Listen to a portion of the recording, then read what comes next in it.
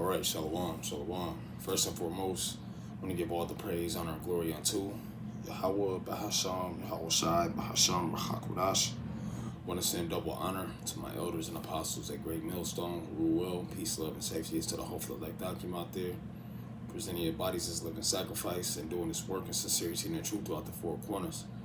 A hearty shalom as well to the few sincere women that subscribe to the true doctrine of YAHAWAHSWord. And a hearty shalom as well to the confusion of face, which are you Akim and Akwaf out there that may look like these other nations, but are in fact of the seed of the nation of Israel, okay? In which the nation of Israel consists of the so-called Negroes, so-called Hispanics, and the so-called Native Americans today, all right? This is the brother you call a mouth with the Great Millstone, Nebraska camp.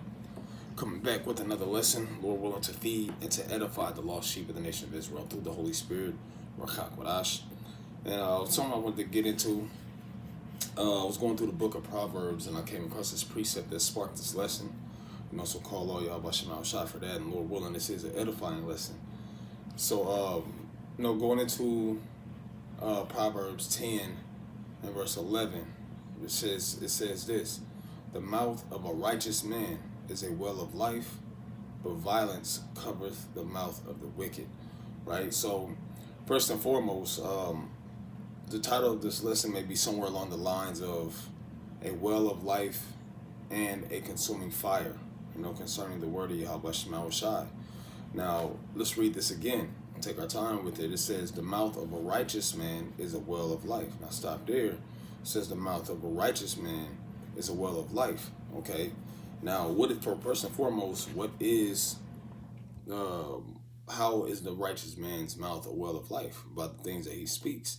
Okay, and the things that we speak says right here, this is what we speak. 2 Ezra 15 and verse 1. It says, behold, speak thou in the ears of my people the words of prophecy. Okay, now who is the Most High's people? First and foremost is the nation of Israel. Okay, it tells you that in the book of Deuteronomy, the 4th chapter. Okay, it tells you that in the book of Baruch, the 4th chapter. It tells you that in the book of Psalms, the 149th chapter, 147th chapter, okay, so on and so forth. Many precepts to prove who the Most High's people are, all right? It says, speak in the ears of my people the words of prophecy, right? Which prophecy, simply when you break that word down, means to say before, okay? So we're speaking of wars and rumors of wars, pestilences in diverse places, okay? The sedition among men, the oncoming famine of food, the oncoming famine of the word, so on and so forth. We speak these words into the ears of our people, the ears of the people of the Most High, okay?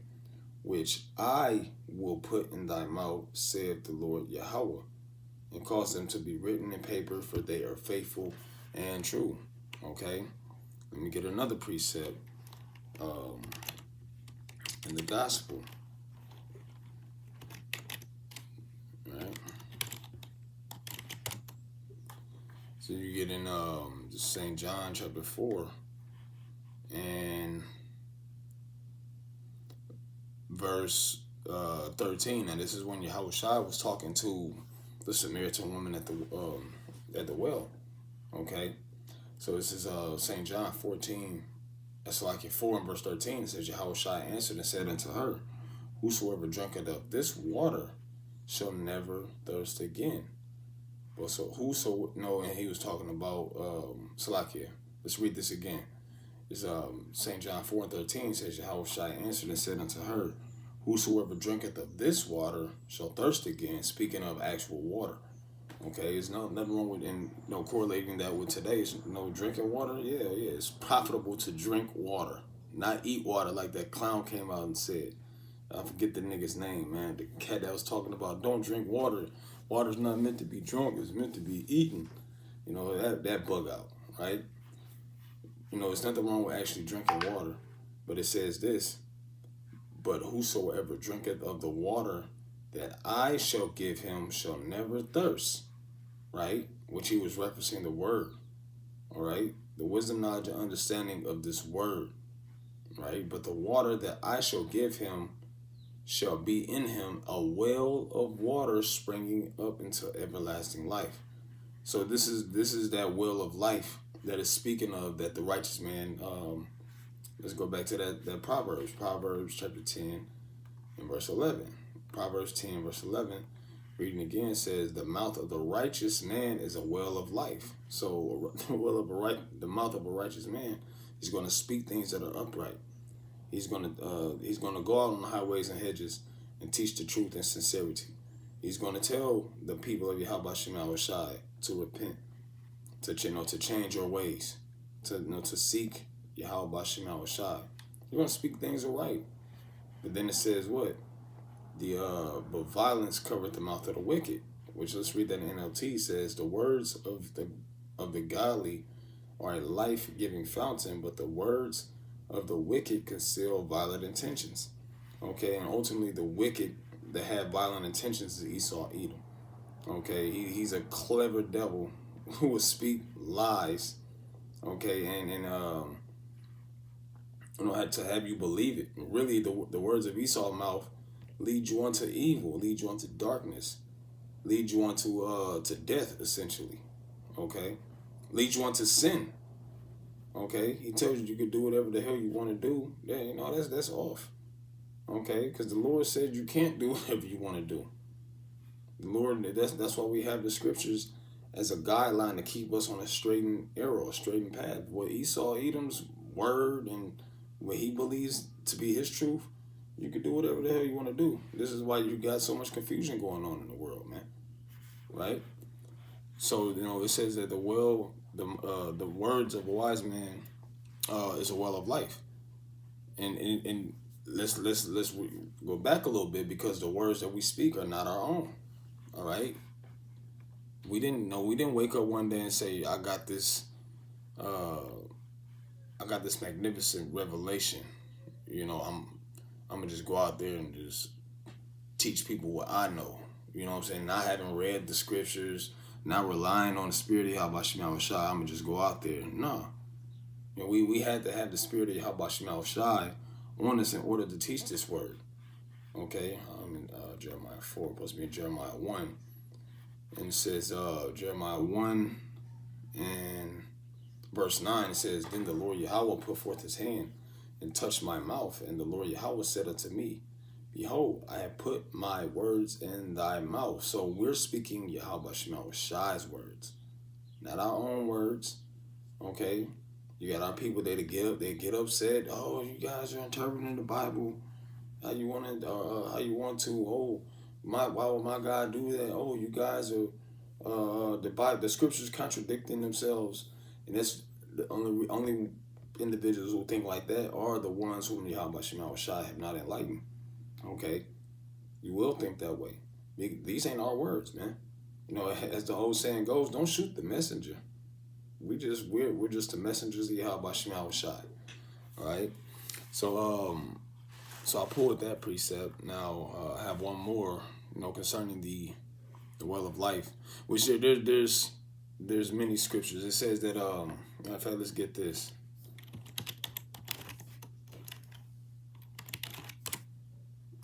This is Deuteronomy 32 and verse 2. It says, "My doctrine shall drop as the rain." Okay? Because this word is correlated with water, it's correlated with food. It's correlated with, when I say food, it's correlated with corn, bread, oil, okay? So on and so forth. But specifically sticking with the water, it says that my doctrine, Deuteronomy 32 and 2, "My doctrine shall drop as the rain.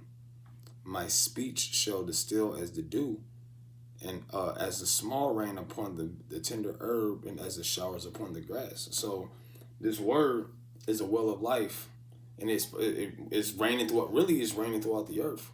And only those whom YAHAWAHSWord have lightened, no matter where you may be, no matter where you may look, what you may look like, as long as you're an Israelite, and this one, the Most High, he gives you a chance to, he gives you an option to serve him or not to serve him. But this doctrine is everywhere. This well of life is being freely dispersed throughout the four corners of the earth through the spirit of YAHAWAHSWord. All right. Okay, so now let me get this next precept. Let's see if I can find it. Baruch chapter 4. Okay. Not sure if I mentioned it or not. But Baruch chapter 4 and verse 1. Okay, I have the GNT. Okay, well I want to get the KJV. So this is Baruch chapter 4 and verse 1. It says, "This is the book of the commandments of the Most High Yahweh, and the law that endureth forever. All they that keep it shall come to life." That same well of life. Okay, because with this word, it's our guidebook. The do's and don'ts. What you can eat, what you can't eat, what you can do, what's lawful, what's not lawful. Okay, so on and so forth. And when you sit and really meditate on the fact that this word is the book of life. For an example, let's say, like the scriptures tell you, you're not supposed to touch swine. You're not supposed to eat swine's flesh, right? It doesn't say within the text of the Bible why not to, right?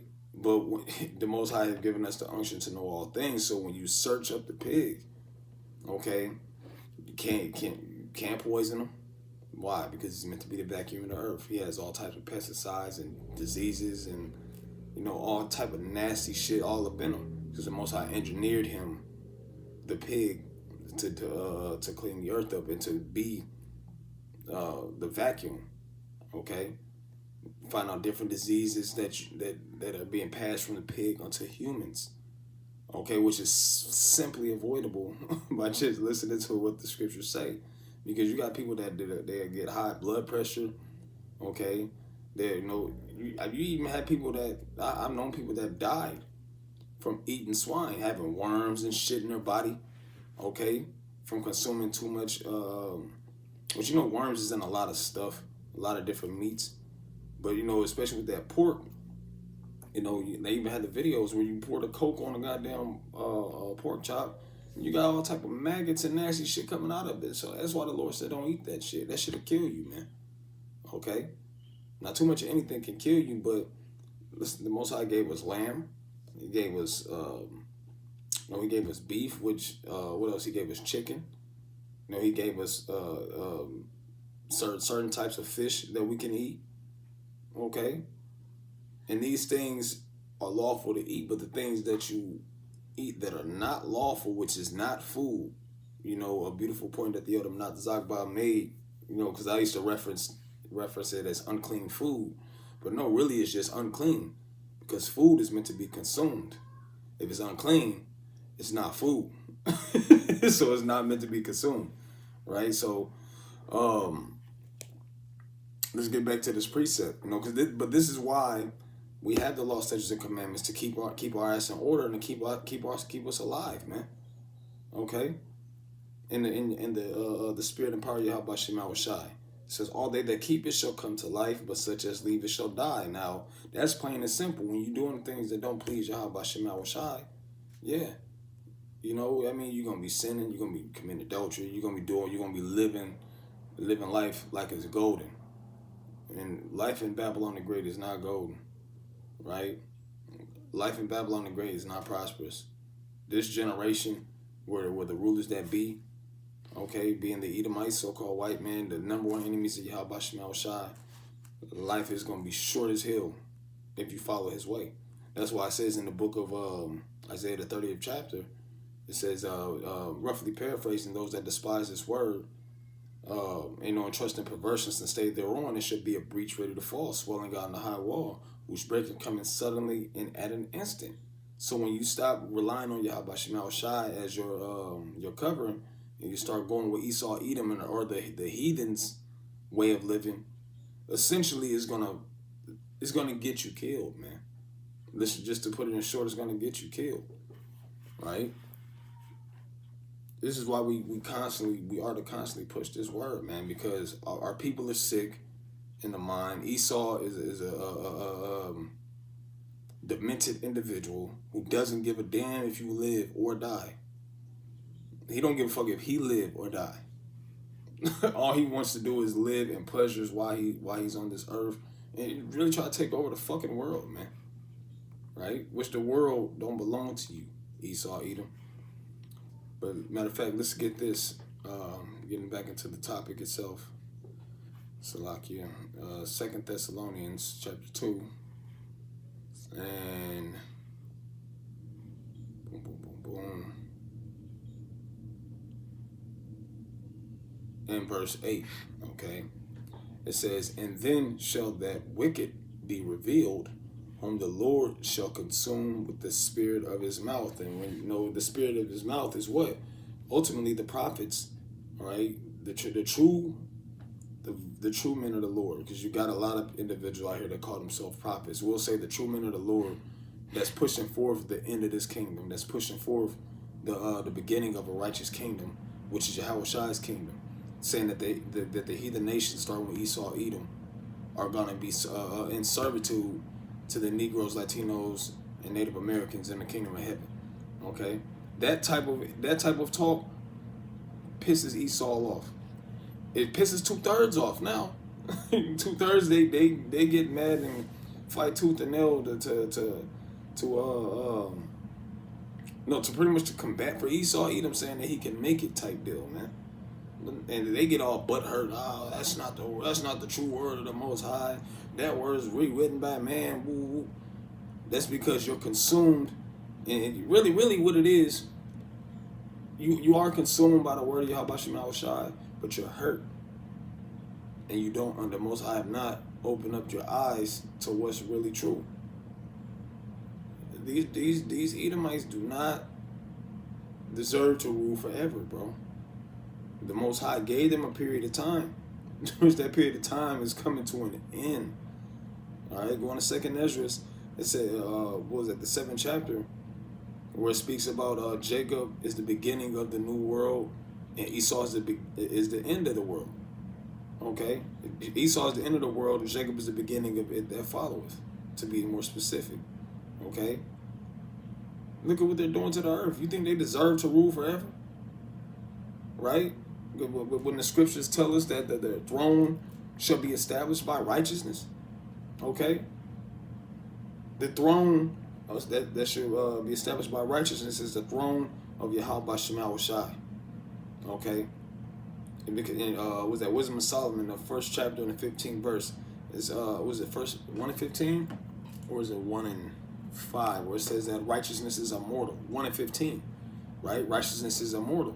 This is how we're going to live forever, because we're going to be under the righteous banner of YAHAWAHSWord. Okay? Okay, and also our bodies are going to be changed too, so we're not going to have to worry about diseases and, getting sick, and our backs hurting from walking on concrete, having to put, having to go buy goddamn special soles to put in our shoes so we don't mess our feet up too much. Okay? We're not going to have to worry about any of that in the kingdom of heaven. Right, but here you have that worry.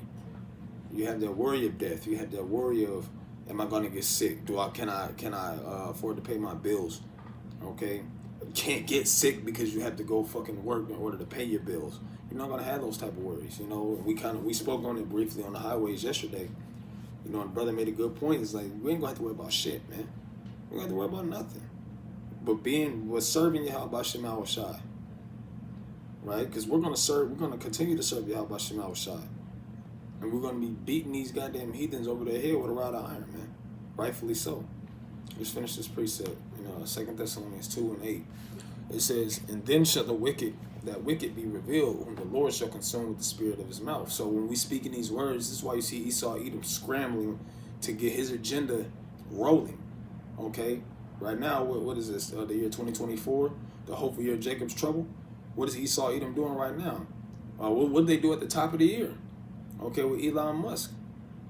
He did that the first human implant for that Neuralink program.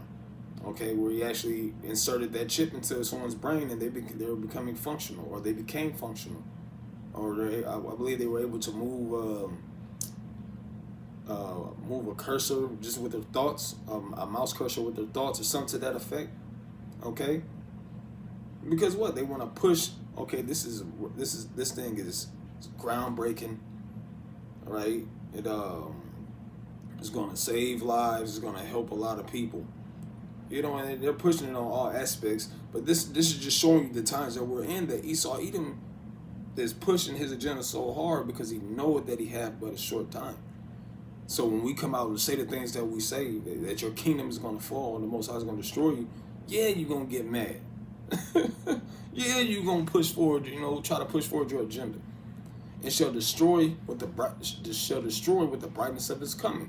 Even him whose coming is after the working of Satan with all powers and signs and lying wonders. The MOTB.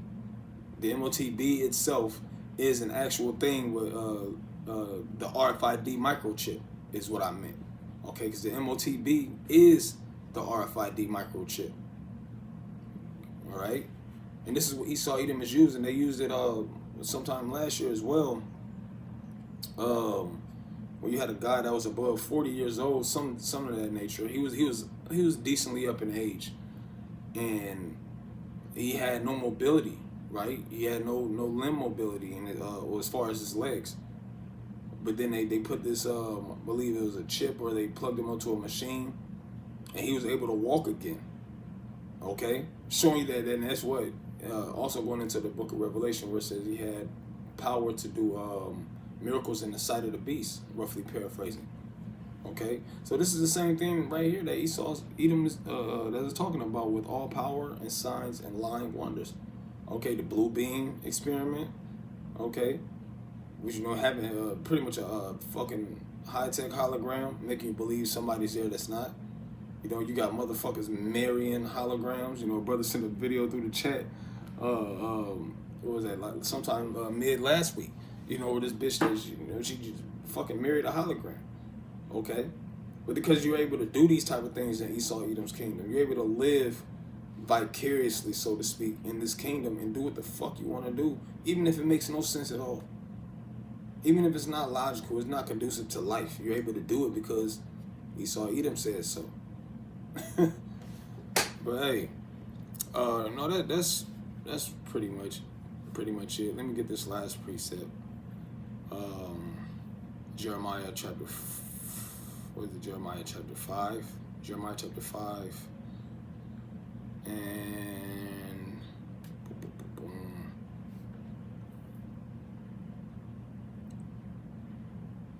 right in verse 14, it says, "Wherefore thus saith the Lord Yahawah of hosts, the Lord Yahawah, the power of hosts, because ye speak this word, behold, I will make my words in thy mouth fire."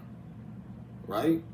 Once again, referencing this is not our word. This is the word of YAHAWAHSWord.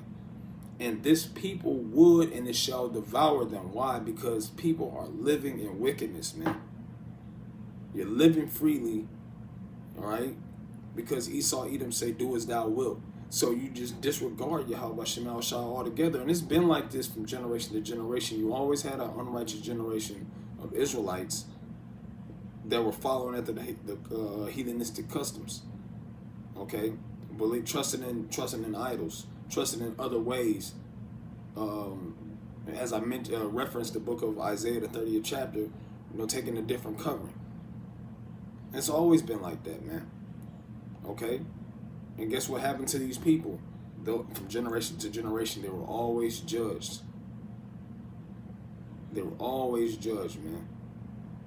Okay? And this generation is going to be no different. And that judgment that's coming, as the scriptures say, it's going to be like a time like never before. So just imagine how mighty the judgment in this day and age is going to be. All right?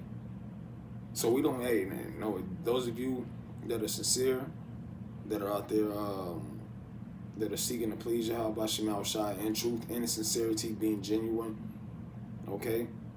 Then I lost my train of thought, Salakia. I'm just gonna say, continue to endure, man, and continue to pray to YAHAWAHSWord that He take not His Holy Spirit from you, that you be not a hurt individual because you heard something in the word that offended you. okay, or because you hear the prophets on the corners saying something that's not conducive to how you want to live. You know, fuck this life, man. Okay? As it says in the Apocrypha, this is not a kingdom, roughly paraphrasing, it's not a kingdom where much glory do with the buy, man. Well, we ain't got shit here. What are we trying to set up our own kingdom here? Why are we trying to be sovereign here? Why are we trying to build an empire here in this raggedy ass kingdom, man? We got a kingdom that's everlasting, a kingdom that's righteous, where we ain't gonna have no concrete, we ain't gonna have no chemtrails flying through, we ain't gonna have no cars driving through pumping out carbon monoxide. Okay? We ain't gonna have GMO foods. We ain't gonna have none of that bullshit that Esau considered to be nourishing or comforting. This kingdom is about to fall, man. So those of us that are faithful and true in YAHAWAHSWord, let's pray that we endure unto the end. Okay, you know, Lord willing, Lord willing, this is edifying. We give all praise, honor, and glory unto Yahweh, Bahasham, YAHAWAHSWord, Bahasham, Rachakodash. Double honor to my elders and apostles, the great millstone. Peace, love, and safety is to the elect. Shalom.